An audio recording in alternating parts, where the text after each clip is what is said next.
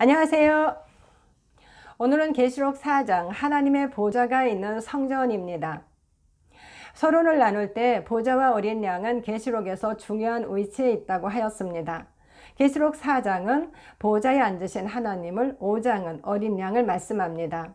하나님의 보좌는 바울이 말한 셋째 하늘에 있지만 우리 안에도 있습니다.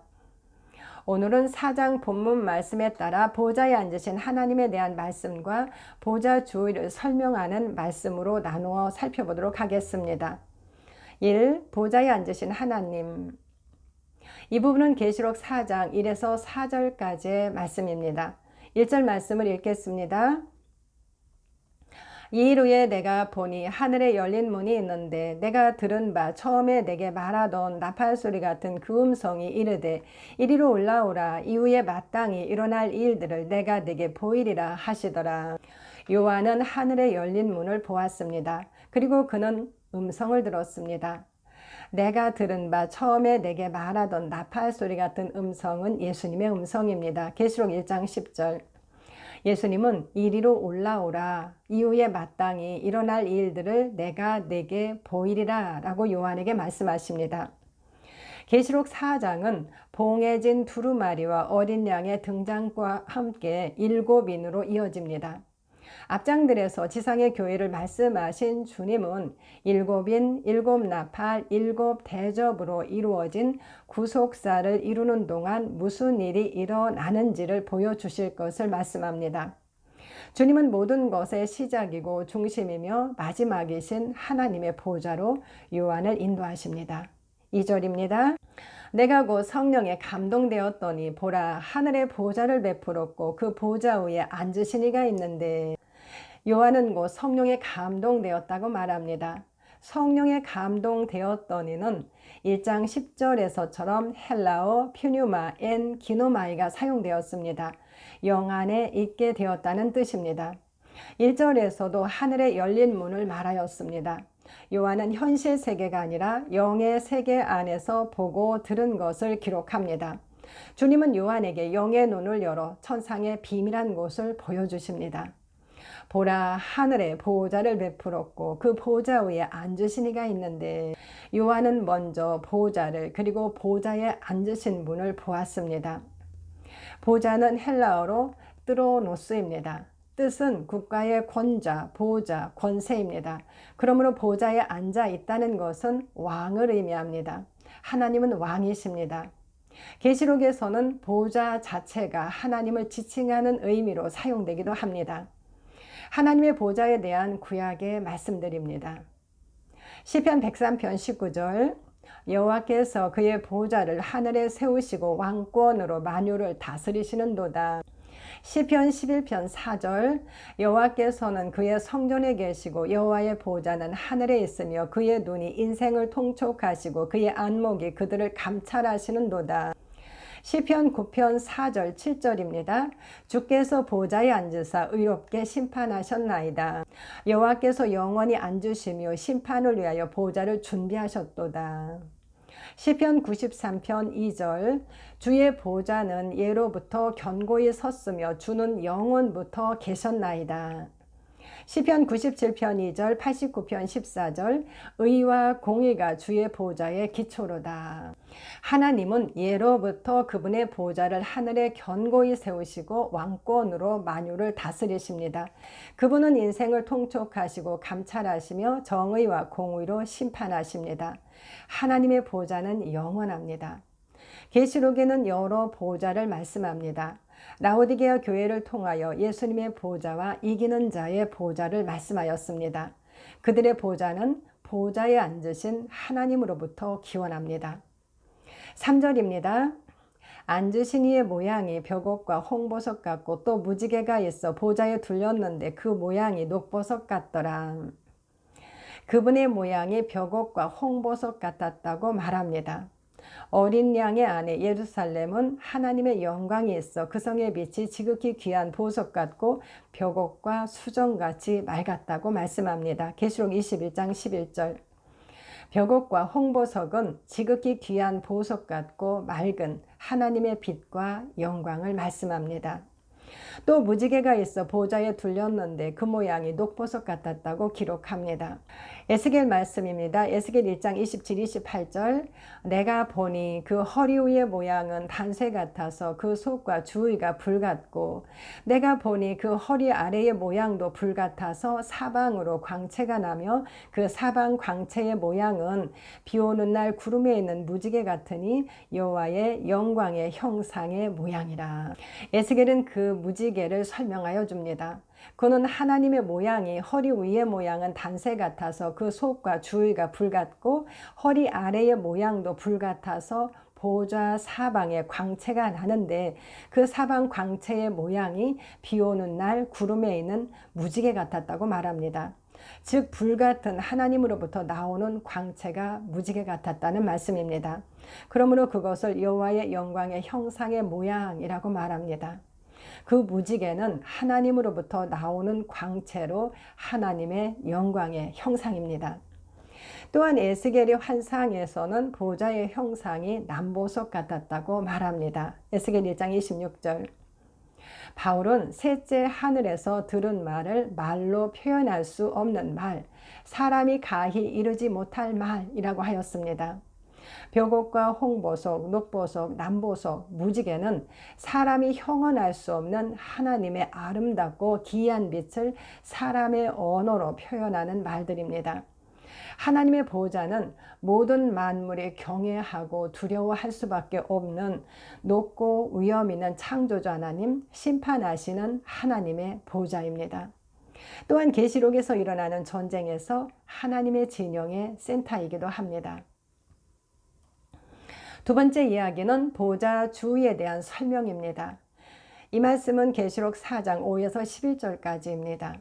4절 말씀입니다. 또 보좌에 둘러 24 보좌들이 있고 그 보좌들 위에 24 장로들이 흰 옷을 입고 머리에 금관을 쓰고 앉았더라. 먼저 하나님께서 앉으신 하늘의 보좌를 말씀하였습니다. 그리고 이제 그 보좌에 둘러있는 24 보좌와 그 보좌 위에 24 장로를 말합니다. 장로는 헬라어로 프레스비테로스입니다. 뜻은 사내들인 회원 또는 상징적으로는 천상회의 일원입니다. 계시록 4장은 천상에 대한 말씀이기 때문에 천상회의 일원으로 보는 것이 좋겠습니다.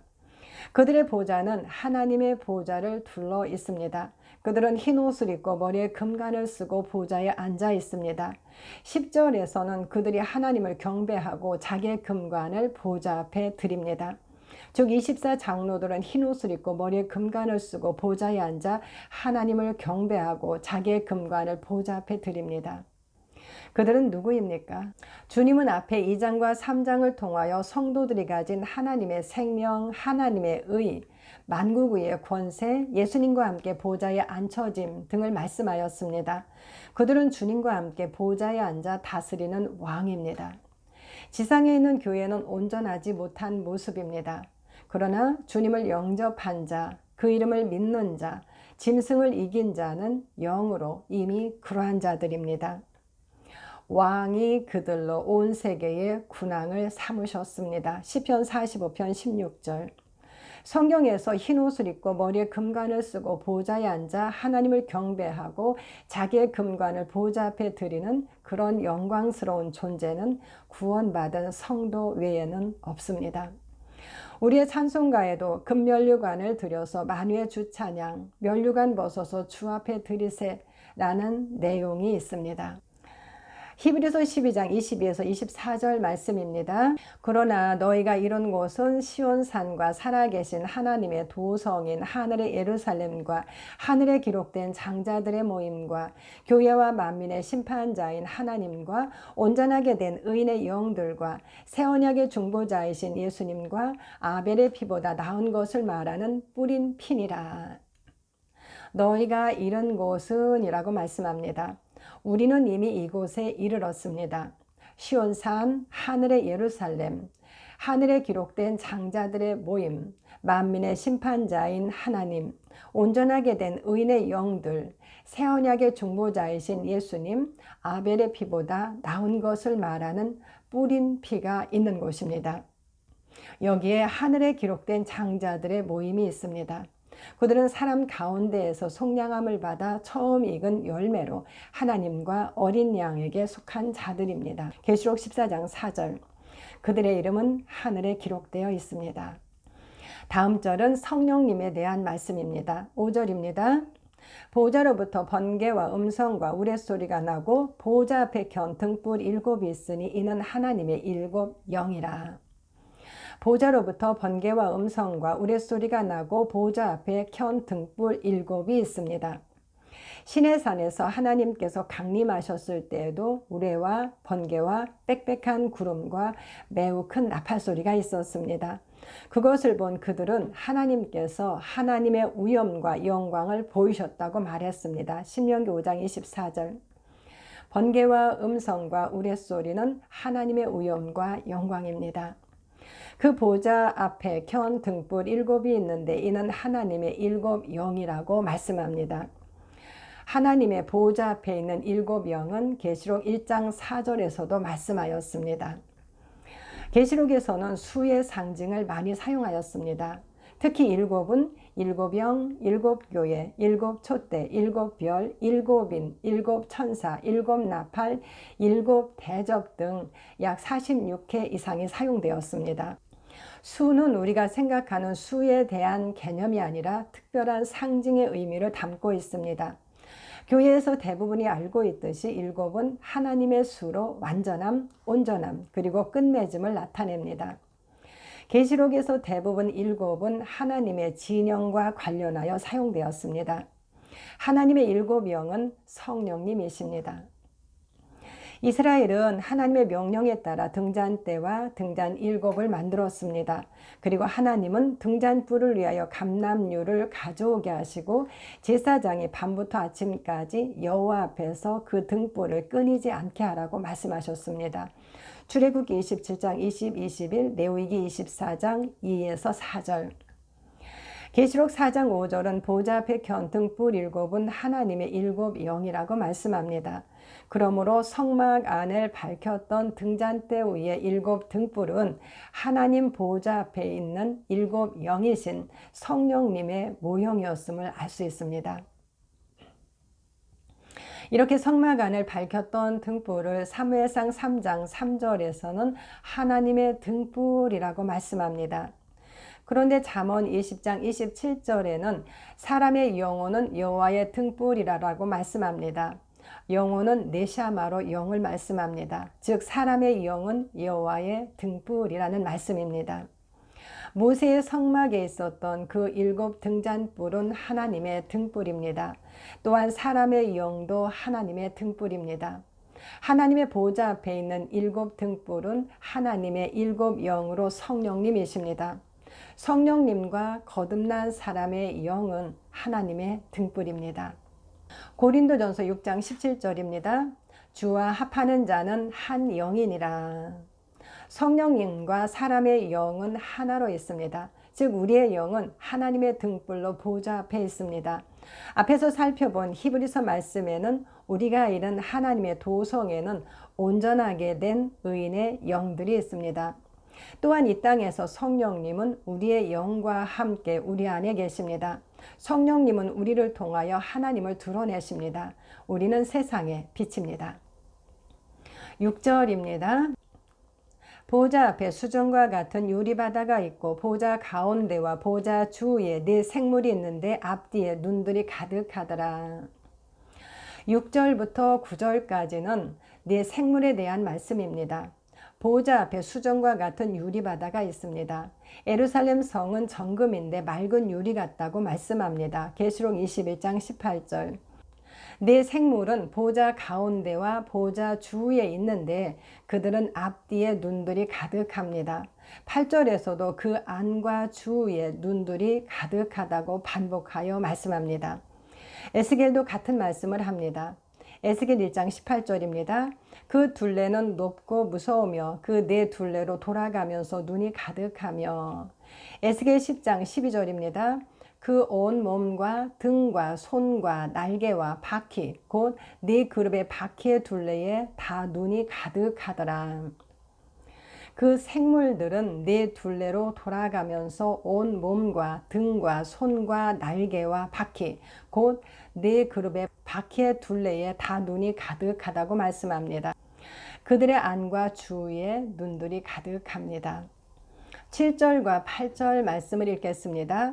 그 첫째 생물은 사자 같고 그 둘째 생물은 송아지 같고 그 셋째 생물은 얼굴이 사람 같고 그 넷째 생물은 날아가는 독수리 같은데 네 생물은 각각 6날개를 가졌고 그 안과 주위에는 눈들이 가득하더라. 그들이 밤낮 쉬지 않고 이르기를 거룩하다 거룩하다 거룩하다 주 하나님 전능하신 이여 전에도 계셨고 이제도 계시고 장차 오실 이시라 하고 네 생물의 얼굴을 묘사합니다. 첫째 생물은 사자 같고 둘째 생물은 송아지 같고 셋째 생물은 얼굴이 사람 같고 넷째 생물은 날아가는 독수리 같습니다. 그리고 네 생물은 각각 6날개를 가졌고 그 안과 주위에는 눈들이 가득하다고 합니다. 에스겔은 생물의 네 얼굴과 네 날개를 보았습니다. 에스겔 1장 6절. 에스겔이 본 생물은 앞, 뒤, 오른쪽, 왼편의 얼굴이 달랐다고 말씀합니다. 에스겔 1장 10절, 10장 14절. 그러나 요한은 네 생물의 6날개를 보았고 생물들의 얼굴이 각각 달랐다고 합니다. 그러나 그들의 얼굴은 사자 같고 송아지 같고 사람 같고 날아가는 독수리 같은 것은 동일합니다. 그들이 밤낮 쉬지 않고 거룩하다 거룩하다 거룩하다 주 하나님 전능하신 이여 전에도 계셨고 이제도 계시고 장차 오실 이시라 라고 말합니다. 이사야 6장 1에서 3절입니다. 우시야 왕이 죽던 해에 내가 본즉 주께서 높이 들린 보좌에 앉으셨는데 그의 옷자락은 성전에 가득하였고 스랍들이 모시고 섰는데 각기 6날개를 가지고 있어 그 둘로는 자기 얼굴을 가리었고 그 둘로는 발을 가리었고 그 둘로는 날며 서로 불러 이르기를 거룩하다 거룩하다 거룩하다 만군의 여호와여 그의 영광이 온 땅에 충만하도다. 이사야가 본 하나님의 보좌가 있는 성전입니다. 스랍은 샤라프로 불이 나다에서 유래되었는데 불납, 상징적인 생물이란 의미가 있습니다. 그들은 요한이 본 생물처럼 6날개가 있고 거룩하다 거룩하다 거룩하다 만군의 여호와여 그의 영광이 온 땅에 충만하도다 라고 하나님을 찬양합니다. 이사야와 요한이 본 생물들이 하나님을 향하여 거룩하다 거룩하다 거룩하다 라고 동일하게 말합니다. 그의 영광이 온 땅에 충만하도다와 전에도 계셨고 이제도 계시고 장차 오실 이시라는 다른 표현입니다. 그의 영광이 온 땅에 충만하도다는 공간과 영광에 대한 말씀입니다. 전에도 계셨고 이제도 계시고 장차 오실 이시라는 시간으로 시작과 완성에 대한 것입니다. 거룩하고 거룩하고 거룩하신 만군의 여호와이신 아버지의 영광은 온 땅에 충만합니다. 그분은 전에도 계셨고 이제도 계시고 장차 오실 분이십니다. 그 생물에 대한 에스겔의 말씀을 보겠습니다. 에스겔 10장 15절.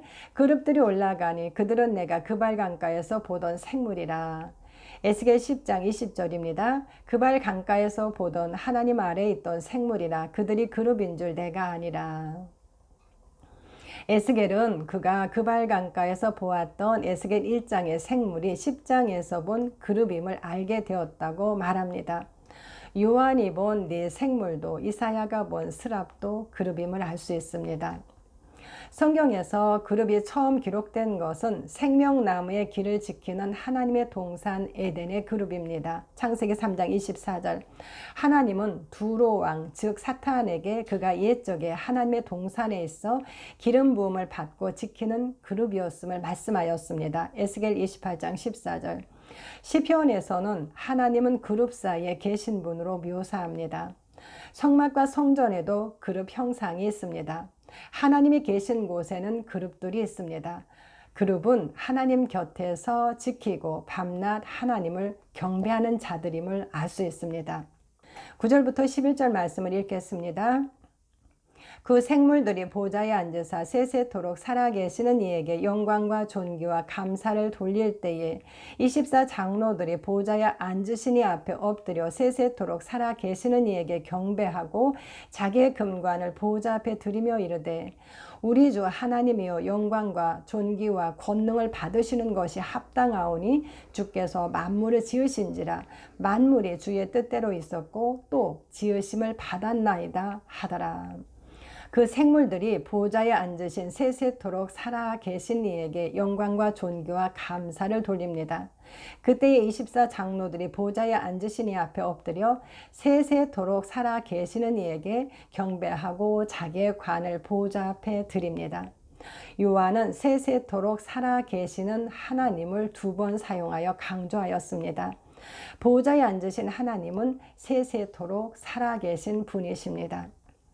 24 장로들은 우리 주 하나님이여 영광과 존귀와 권능을 받으시는 것이 합당하오니 주께서 만물을 지으신지라 만물이 주의 뜻대로 있었고 또 지으심을 받았나이다 라고 합니다. 즉 만물을 지으신 주님 앞에 경배를 드리고 있습니다. 하나님께서 만물을 지으시는 것은 창세기 1장에 기록되어 있습니다. 즉 성경의 처음 이야기입니다. 알파와 오메가 되시는 하나님께서 만물을 창조하셨습니다. 그분이 시작하셨습니다. 만물이 그분의 뜻대로 있었고 지으심을 받았습니다. 그분은 영광과 존귀와 권능을 받으시는 것이 합당하십니다. 리즈 하윌즈의 중보기도에는 다음과 같은 내용이 있습니다. 그 즉시 나는 전혀 다른 영역으로 옮겨갔다. 거룩한 휘장 안 성부 하나님과 구주 예수님과 성령님이 살고 계신 곳이었다. 거기서 나는 하나님이 내게 말씀하시는 것을 들었다. 그 이후 지금까지 나는 거기서 살고 있다. 성령님은 한번 들어오시면 영원히 거기 거하신다. 주님의 보혈에 영광을 돌린다. 나는 은혜의 하나님께 끝없는 경배를 드렸다. 특별한 경험이라고도 할 수 있겠지만 그가 예수님을 영접하고 얼마 후 성령님을 영접하였을 때 곧바로 자신은 하나님 보호자 앞으로 갔다고 기록합니다. 이 땅에 살지만 그는 그때부터 그곳에 계속 살면서 하나님께 끝없는 경배를 드리며 그곳에 살고 있다고 기록합니다. 이것이 우리의 영의 모습일 것입니다. 우리는 그곳에 살면서 하나님께 끝없는 경배를 드립니다. 우리는 그의 장막 곧 하늘에 사는 자들입니다. 계시록 13장 6절. 우리는 하나님의 보호자 앞에 삽니다. 또한 하나님은 우리 위에 장막을 치셨습니다. 계시록 7장 15절. 그분의 보좌는 우리 안에 있습니다. 계시록 4장부터는 영의 세계에 대한 계시입니다. 그러므로 자신을 영으로 보지 않고 육으로 본다면 내용이 혼란스러울 수밖에 없습니다. 자, 이렇게 계시록 4장의 말씀을 함께 살펴보았습니다. 4장에서는 하나님의 보좌와 그 위에 앉으신 분의 영광과 위엄을 말씀합니다. 그리고 보좌가 있는 그곳을 열어 보여주십니다. 보좌에 둘러 24 보좌들이 있고 그 보좌들 위에 24 장로들이 흰 옷을 입고 머리에 금관을 쓰고 앉아 있습니다. 보좌 앞에는 7 영이신 성령님이 계십니다. 앞뒤로 눈들이 가득한 네 생물이 밤낮 쉬지 않고 보좌에 앉으신 하나님께 영광과 존귀와 감사를 돌립니다. 보좌 위에 앉은 24 장로들은 엎드려 경배하고 자기의 관을 하나님께 드립니다. 하나님의 보좌가 있는 방은 5장에서도 이어집니다. 감사합니다.